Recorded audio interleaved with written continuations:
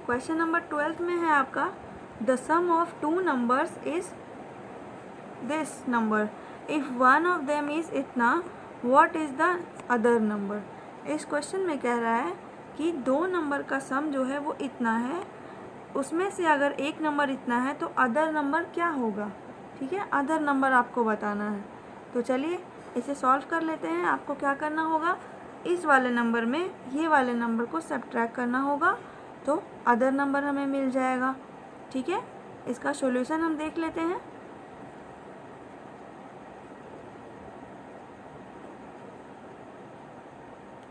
ये है आपका सॉल्यूशन।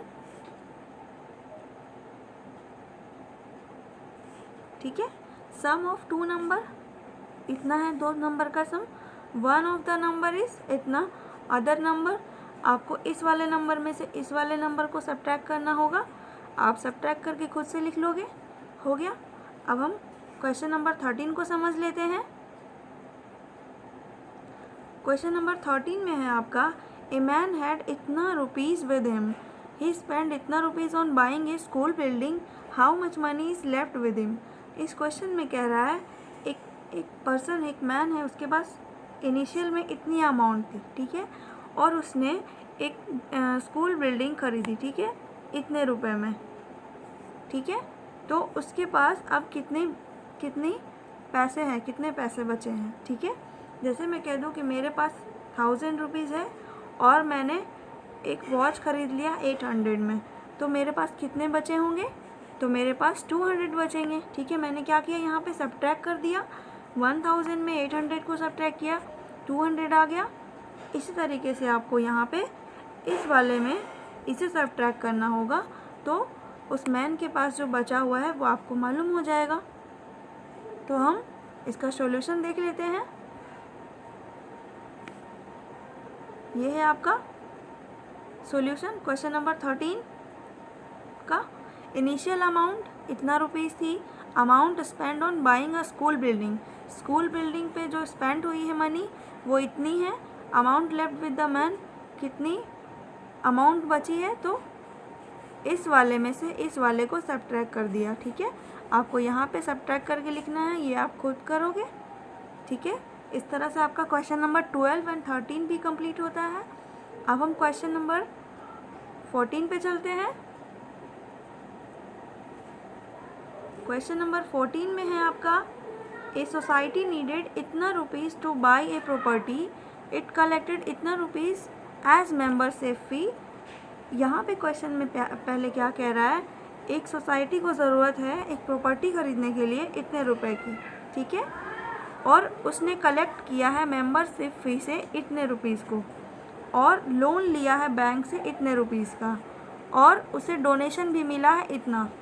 तो अभी भी उसके पास कुछ रकम की कमी है, कुछ अभी उसके पास कुछ पैसों की कमी है, तो वो कितनी होगी। तो हमें क्या करना होगा, इसमें इन तीनों को ऐड करके सब्ट्रैक्ट करना होगा। ठीक है, तो क्या हो जाएगा, आइए इनका सॉल्यूशन देख लेते हैं।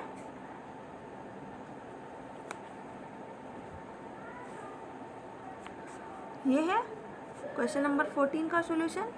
Amount need to buy the property, इतने रुपीज़ की ज़रूरत थी। Amount collected as membership fee, इतनी रुपीज़ कलेक्ट हुई। Taken on loan from the bank, bank से कितनी लोन ले गई, इतनी। कलेक्टेड एज डोनेशन, डोनेशन कितनी कलेक्ट हुई, इतनी। Amount of money short of, अब कितने अमाउंट की कमी है उसके पास, तो इस वाले नंबर में इन तीनों को ऐड करके सब्ट्रैक्ट करना होगा।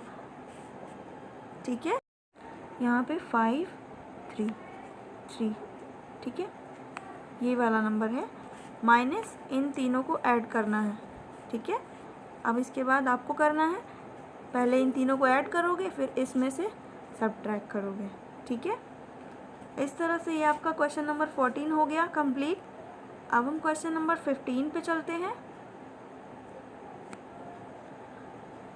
क्वेश्चन नंबर 15 में है आपका ए मैन हैड इतना rupees with him, he gave इतना टू हिज वाइफ, इतना to his son, rest to his daughter. ठीक है, यहाँ पे कह रहा है एक मैन के पास इतना रुपए है और उसने अपनी वाइफ को इतने रुपए दे दिए और अपने सन को इतने दे दिए और बचे हुए जो पैसे हैं उसने अपनी डाउटर को दिया है। तो अब उसके पास ये बताना है कि अब उसकी डाउटर को कितने रुपए मिले हैं। ठीक है, तो यहाँ पे क्या करोगे, आप इसमें से इन दोनों को ऐड करके सब्ट्रैक्ट करोगे। इसमें से इसे और इसे ऐड करोगे, ठीक है, जो उसकी वाइफ को मिला और जो उसके सन को मिला, दोनों को ऐड करोगे और उसके बाद इसमें सब्ट्रैक्ट करोगे। ठीक है, तो हो जाएगा ये डाउटर को कितना मिला। तो आइए इनका सॉल्यूशन हम देख लेते हैं।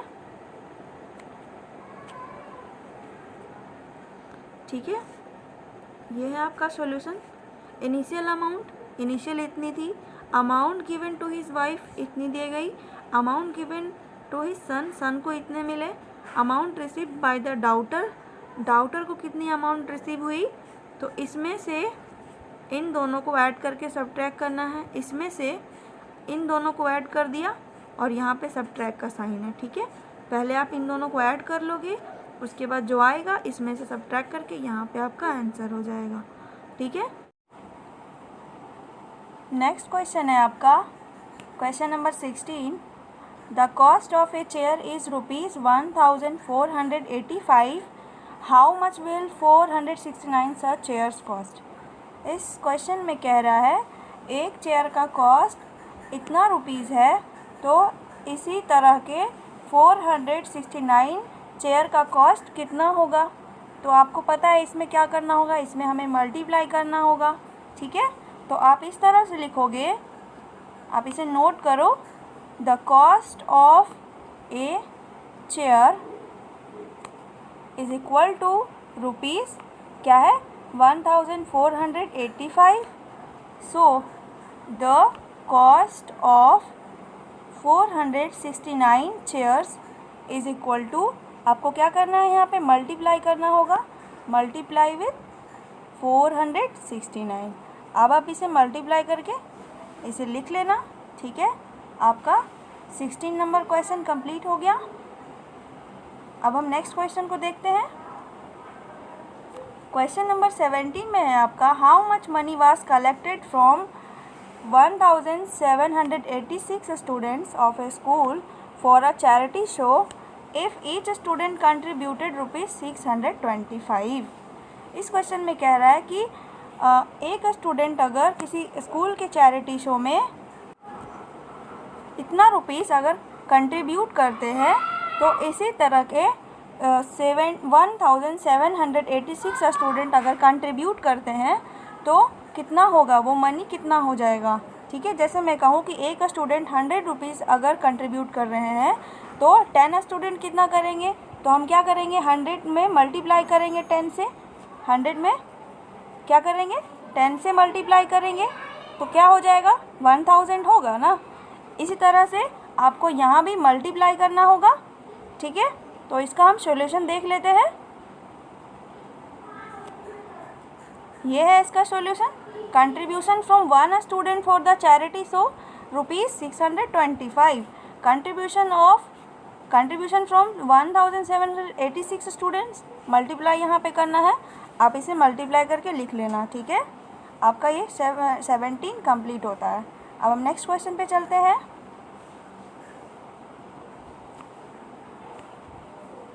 क्वेश्चन नंबर 18 में है आपका ए फैक्ट्री प्रोड्यूसेस इतना screws per day, how many screws will it produce in 358 days. यहाँ पे कह रहा है कि एक फैक्ट्री जो है एक दिन में पर डे जो है इतना स्क्रू प्रोड्यूस करती है, तो 358 डेज में वो कितना प्रोड्यूस करेगी।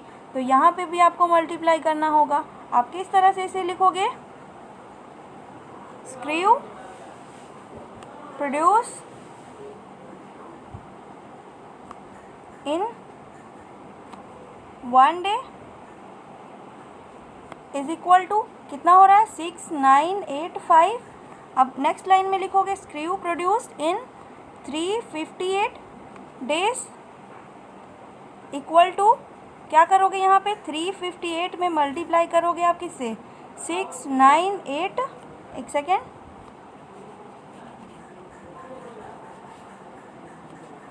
358 मल्टीप्लाई 698 985, ठीक है। अब इसे मल्टीप्लाई करके लिख लेना, जो आएगा वो आंसर हो जाएगा, ठीक है। अब नेक्स्ट क्वेश्चन को देखते हैं।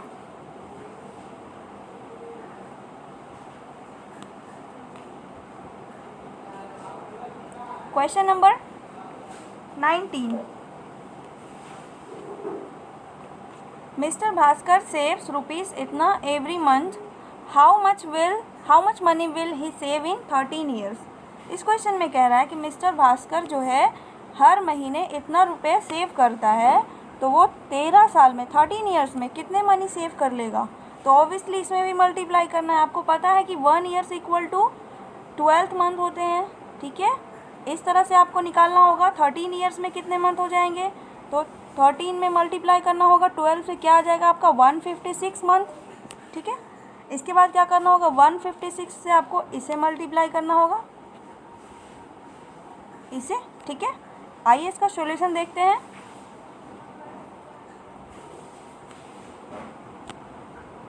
ये है, we know that 1 year equal to 12 month, 13 year equal to इतना month. Now amount saved by mister Bhaskar in 1 month, इतना रुपए सेव करता है, तो 156 मंथ में कितना करेगा, आप इसे मल्टीप्लाई करके लिख लेना, ठीक है। अब नेक्स्ट क्वेश्चन को देखते हैं।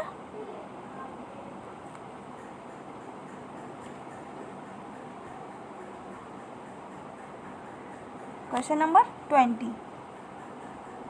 20 में कह रहा है स्कूटर कॉस्ट रुपीज़ इतना, how much will 487 such scooter cost.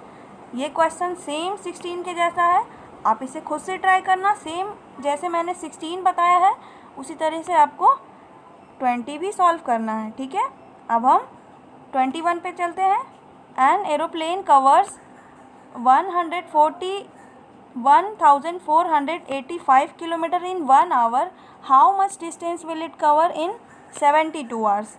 इसमें कहा जा रहा है कि एक एरोप्लेन जो है 1 आवर में इतने किलोमीटर डिस्टेंस कवर करती है, तो 72 आवर में कितने किलोमीटर डिस्टेंस कवर करेगी। तो यहाँ पे आपको क्या करना होगा, यहाँ पे भी आपको सेम मल्टीप्लाई करना होगा, ठीक है। तो आइए इनका सॉल्यूशन देखते हैं।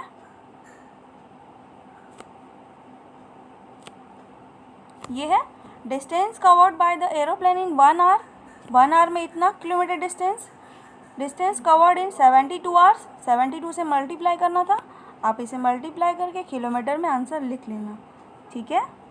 अब हम नेक्स्ट क्वेश्चन पे चलते हैं।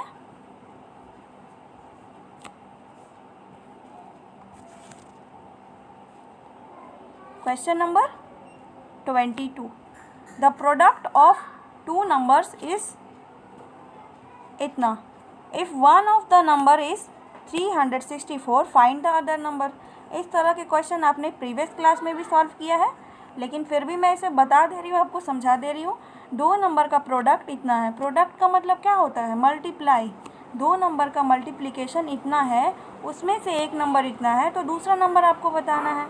तो आप इसे कैसे लिखोगे, आप इसे इस तरह से लिख लेना, the product of 2 number is equal to, क्या है प्रोडक्ट, ये है 1342148, ठीक है। 1 ऑफ द नंबर कितना है, 1 of the number 364, so other number is equal to, other number क्या हो जाएगा, आप इसे क्या करोगे, डिवाइड करोगे। 1342148 में डिवाइड किससे करना होगा आपको, 364 से। अब इसे डिवाइड करके जो आएगा वो आपका अदर नंबर हो जाएगा, ठीक है। अब हम नेक्स्ट क्वेश्चन पे चलते हैं। Question number 23। If 36 flats cost rupees इतना, what is the cost of each such flat. इस क्वेश्चन में कहा जा रहा है कि 36 फ्लैट का कॉस्ट जो है इतना रुपीज़ है, ठीक है। तो इसी तरह का बताना है कि आपको एक फ्लैट का कॉस्ट क्या हो जाएगा, एक फ्लैट का कॉस्ट आपको बताना है। जिस तरह से मैं कह दूं कि 10 पेन का कॉस्ट है 100 रुपीज़, तो बताओ एक पेन का कॉस्ट क्या हो जाएगा। तो 100/10 करोगे, डिवाइड करोगे तो क्या निकल जाएगा, आप कह दोगे कि 1 पेन का कॉस्ट हो जाएगा 10, ठीक है, यहाँ पे हमने क्या किया, डिवाइड किया। आपको यहाँ पे भी क्या करना है, डिवाइड करना होगा। ठीक है, तो इसे कैसे लिखेंगे, आप इसे ऐसे लिख लेना, cost of 36 flats is equal to ₹68251500। ठीक है, फिर लिखना है so cost of one such, या वन, या पर यहाँ पे लिख सकते हो ईच फ्लैट्स,